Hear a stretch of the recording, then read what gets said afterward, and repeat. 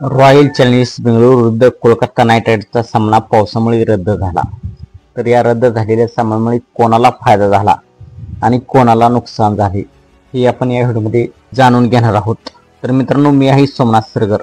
आपण पाहत आहात क्रिकेट मराठी. मित्रांनो, या चॅनलवरती आपण क्रिकेटच्या मराठीतून अपडेट्स पाहत असतो. तर आपण चॅनलवरती नवीन असाल तर आमचा यूट्यूब चॅनल सबस्क्राईब करा. मित्रांनो, भारत आणि पाकिस्तानच्या युद्धामुळे IPL रद्द करण्यात आले होते आणि कालपासून IPL पुन्हा एकदा सुरू झाले. परंतु पहिल्याच मॅचमध्ये पावसाने व्यत्यय आणला आणि पहिल्याच मॅचमध्ये पाऊस आला आणि सामना रद्द झाला. तर हा सामना रद्द झाल्याने कोलकाता नाईट रायडर्सची टीम या IPL मधून बाहेर पडलेली आहे. ते टॉप 4च्या बाहेर झालेले आहेत. तर रॉयल चॅलेंजर्स बेंगळुरू थोडक्यात क्वालिफाय झालेले आहेत, थोडक्यात टॉप 4साठी गेलेले आहेत.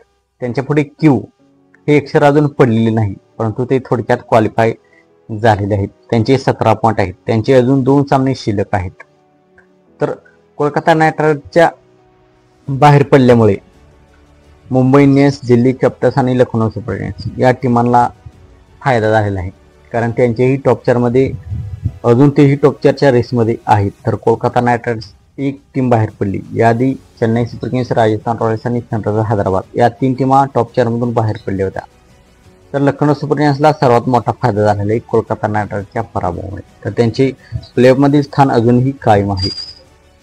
तर रॉयल चॅलेंजर्स बेंगळुरूलाही ही मॅच रद्द झाल्यामुळे थोडा फायदा झाला आहे.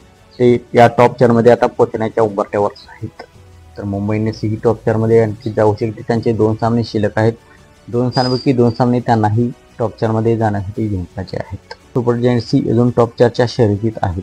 तर मित्रांनो, आपणास काय वाटते, कोणते 4 संघ टॉप 4मध्ये जातील? आपणास काय वाटते आपण कमेंट सेक्शनमध्ये सांगा. आणि मित्रांनो, आपण चॅनलवरती नवीन असाल तर आमचा यूट्यूब चॅनल सबस्क्राईब करा.